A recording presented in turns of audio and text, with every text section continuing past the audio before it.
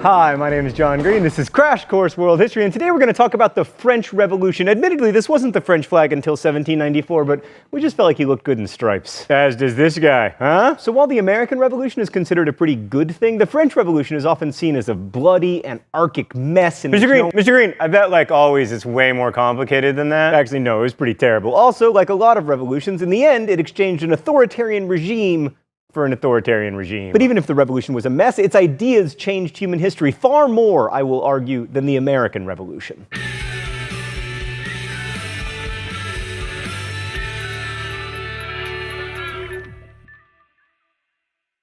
Right, so France in the 18th century was a rich and populous country, but it had a systemic problem collecting taxes because of the way its society was structured. They had a system with kings and nobles we now call the Ancien Régime.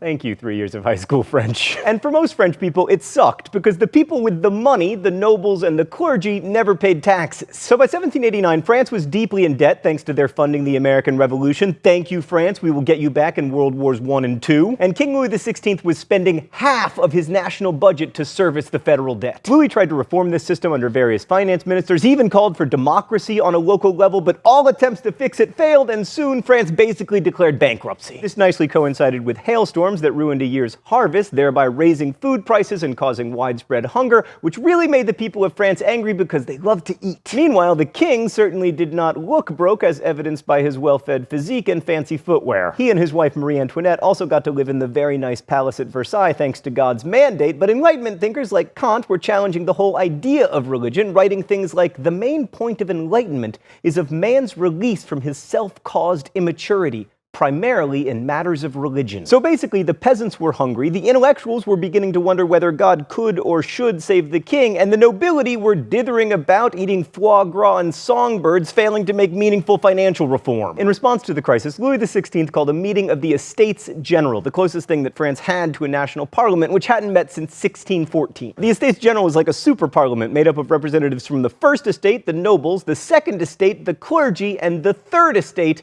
everyone else. The third estate showed up with about 600 representatives. The first and second estates both had about 300, and after several votes, everything was deadlocked. And then the third estate was like, you know what, forget you guys. We're gonna leave and we're gonna become our own National Assembly. This did not please King Louis XVI, so when the new National Assembly left the room for a break, he locked the doors and he was like, sorry guys, you can't go in there. And if you can't assemble, how are you gonna be a National Assembly? Shockingly, the third estate representatives were able to find a different room in France, this time an indoor tennis court where they swore the famous tennis court oath, and they agreed not to give up until a French constitution was established. So then Louis XVI responded by sending troops to Paris, primarily to quell uprisings over food shortages, but the revolutionaries saw this as a provocation. So they responded by seizing the Bastille prison on July 14th, which coincidentally is also Bastille Day. The Bastille was stormed ostensibly to free prisoners, although there were only 7 in jail at the time, but mostly to get guns. But the really radical move in the National Assembly came on August 4th, when they abolished most of the Ancien Régime. Feudal rights, tithes, privileges for nobles, unequal taxation, they were all abolished in the name of writing a new constitution. And then on August 26th, the National Assembly proclaimed the Declaration of Rights of Man and Citizen, which laid out a system of rights that applied to every person and made those rights integral to the new constitution. That's quite different from the American Bill of Rights, which was like begrudgingly tacked on at the end and only applied to non-slaves. The Doromac, as I called it in high school, declared that everyone had the right to liberty, property, and security, rights that the French Revolution would do an exceptionally poor job of protecting. But as noted last week, the same could be argued for many other supposedly more successful revolutions. Okay, let's go to the thought bubble. Meanwhile, back at Versailles, Louis XVI was still King of France, and it was looking like France might be a constitutional monarchy, which might have meant that the royal family could hang on to their awesome house. But then, in October of 1789, a rumor started that Marie Antoinette was hoarding grain somewhere inside the palace, and in what became known as the Women's March, a bunch of armed peasant women stormed the palace and demanded that Louis and Marie Antoinette move from Versailles to Paris, which they did because everyone is afraid of armed peasant women. And this is a nice reminder that to many people at the time, the French Revolution was not primarily about fancy Enlightenment ideas. It was mostly about lack of food and a political system that made economic contractions hardest on the poor. Now, a good argument can be made that this first phase of the revolution wasn't all that revolutionary. The National Assembly wanted to create a constitutional monarchy, they believed that the king was necessary for a functioning state, and they were mainly concerned that the voters and office holders be men of property. Only the most radical wing, the Jacobins, called for the creation of a republic. But things were about to get much more revolutionary, and also worse for France. First, the Jacobins had a huge petition drive that got a bit unruly, which led troops controlled not by the king, but by the National Assembly, to fire on the crowd, killing 50 people. And that meant that the National Assembly, which had been the revolutionary voice of the people, had killed people in an attempt to rein in revolutionary fervor. You see this a lot throughout history during revolutions. What looked like radical hope and change suddenly becomes the man as increasingly radical ideas are embraced. Thanks, Thought Bubble. Meanwhile, France's monarchical neighbors were getting a little nervous about all this republic business, especially Leopold II, who in addition to being the not holy, not Roman, and not imperial Holy Roman Emperor, was Marie Antoinette's brother. I should note, by the way, that at this point the Holy Roman Empire was basically just Austria. Also, like a lot of monarchs, Leopold II liked the idea of monarchies, and he wanted to keep his job as a person who gets to stand around wearing a dress pointing at nothing, owning winged lion monkeys made out of gold. And who can blame him? So he and King William Frederick II of Prussia together issued the Declaration of Pillnitz, which promised to restore the French monarchy. At this point, Louis and the National Assembly developed a plan. Let's invade Austria. The idea was to plunder Austria's wealth and maybe steal some Austrian grain to shore up French food supplies and also, spread revolutionary zeal. But what actually happened is that Prussia joined Austria in fighting the French. And then Louis encouraged the Prussians, which made him look like an enemy of the revolution, which of course he was. And as a result, the assembly voted to suspend the monarchy, have new elections in which everyone could vote, as long as they were men, and create a new republican constitution. Soon, this convention decided to have a trial for Louis XVI, who was found guilty, and by one vote, sentenced to die via guillotine, which made it difficult for Austria and Prussia to restore him to the throne. Oh, it's time for the open letter? An open letter to the guillotine. But first, let's see what's in the secret compartment today. Oh, there's nothing. Oh my God, Stan!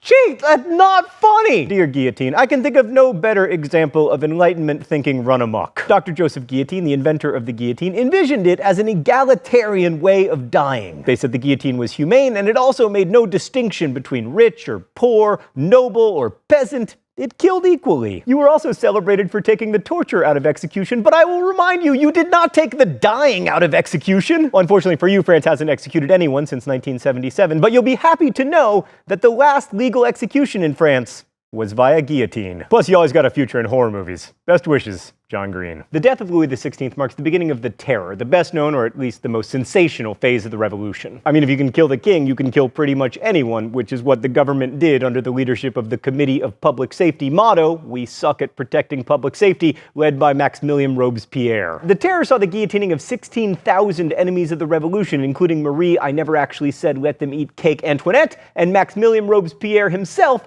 who was guillotined in the month of Thermidor in the year 2. Oh right, so while France was broke and fighting like 9 wars, the Committee of Public Safety changed the measurements of time because, the traditional measurements are so irrational and religion-y. So they renamed all the months and decided that each day would have 10 hours and each hour 100 minutes. And then after the Terror, the revolution pulled back a bit and another new constitution was put into place, this one giving a lot more power to wealthy people. At this point, France was still at war with Austria and Britain, wars that France ended up winning largely thanks to a little corporal named Napoleon Bonaparte. The war was backdrop to a bunch of coups and counter-coups that I won't get into right now because they were very complicated, but the last coup that we'll talk about in 1799 established Napoleon Bonaparte as the first consul of France. And it granted him almost unlimited executive power under yet another constitution. And when he was declared first consul of France, Napoleon proclaimed, "Citizens, the revolution is established on the principles with which it began.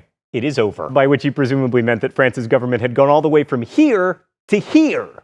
To here. As with the American Revolution, it's easy to conclude that France's revolution wasn't all that revolutionary. I mean, Napoleon was basically an emperor, and in some ways he was even more of an absolute monarch than Louis XVI had been. Gradually, the nobles came back to France, although they had mostly lost their special privileges. The Catholic Church returned too, although much weaker because it had lost land and the ability to collect tithes. And when Napoleon himself fell, France restored the monarchy, and except for a 4-year period between 1815 and 1870, France had a king who was either a Bourbon or a Bonaparte. Now, these were no longer absolute monarchs who claimed that their right to rule came from God. They were constitutional monarchs of the kind that the revolutionaries of 1789 had originally envisioned. But the fact remains that France had a king again, and a nobility, and an established religion, and it was definitely not a democracy or a republic. And perhaps this is why the French Revolution is so controversial and open to interpretation. Some argue the revolution succeeded in spreading Enlightenment ideals even if it didn't bring democracy to France. Others argue that the real legacy of the revolution wasn't the enhancement of liberty, but of state power. Regardless, I'd argue that the French Revolution was ultimately far more revolutionary than its American counterpart. I mean, in some ways, America never had an aristocracy, but in other ways, it continued to have one. The French Enlightenment thinker Diderot felt that Americans should fear a too unequal division of wealth, resulting in a small number of opulent citizens and a multitude of citizens living in misery. And the American Revolution did nothing to change that polarization of wealth. What made the French Revolution so radical was its insistence upon the universality of its ideals. I mean, look at Article 6 of the Declaration of Rights of Man and Citizen. Law is the expression of the general will. Every citizen has a right to participate personally or through his representative in its foundation. It must be the same for all, whether it protects or punishes. Those are radical ideas, that laws come from citizens, not from kings or gods, and that those laws should apply to everyone equally? That's a long way from Hammurabi, and in truth, it's a long way from the slaveholding Thomas Jefferson. In the 1970s, Chinese President Zhou Enlai was asked what he thought the effects of the French Revolution had been,